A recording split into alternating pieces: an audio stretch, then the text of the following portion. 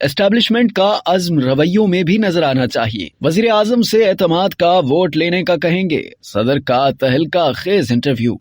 सदर मुमलिकत डॉक्टर आरिफ अलवी ने कहा है कि इलेक्शन से भागने से पाकिस्तान के मसाइल हल नहीं होंगे बल्कि मजीद पेचीदा होंगे। एस्टैब्लिशमेंट अगर सियासत से दूर रहना चाहती है तो ये जिम्मेदारी सियासतदानों पर आयद होती है कि इसमें वो अपना किरदार अदा करें। ये कयास आराइयां की जा रही हैं कि कराची और बलोचिस्तान में जोड़ तोड़ की सियासत के पीछे एस्टैब्लिशमेंट है, तो मेरा बहैसियत सदर मुमलिकत इदारों से कहना है कि आपने जिस अज़्म का इरादा किया है वो आपके रवैयों में भी नजर आना चाहिए। एक इंटरव्यू में सदर का मजीद कहना था कि मुल्क में आइन की रूह से इंतखाबात कराए जाएं, न कि आइन में खामियां तलाश करके इलेक्शन से गुरेज किया जाए। इलेक्शन ही वो वाहिद जरिया है जिससे अवामी राय की अक्कासी होती है। आइन के मुताबिक हर वक्त इंतखाबात के लिए तैयार रहना चाहिए। जब सुप्रीम कोर्ट ने भी कहा था कि इलेक्शन होने चाहिए तो इलेक्शन न कराने की वजह सुप्रीम कोर्ट को पूछनी चाहिए थी। सदर ने कहा, आमरीत के दौर में इंतखाबात से राह फरार इख्तियार की जाती है, मगर मुझे हैरानी है कि यहाँ सारी जमहूरी कुव्वतें इंतखाबात के खिलाफ हैं, जो एक गैर जमहूरी अमल है। वज़ीर आज़म से एतमाद के वोट के हवाले से सवाल के जवाब में सदर पाकिस्तान ने कहा कि ये क़यास आराई वाली कैफियत है। आइन जो कहता है उसी पर चलना चाहिए। आइन में ये बात वाज़ेह है कि अगर हुकूमत पर एतमाद ना हो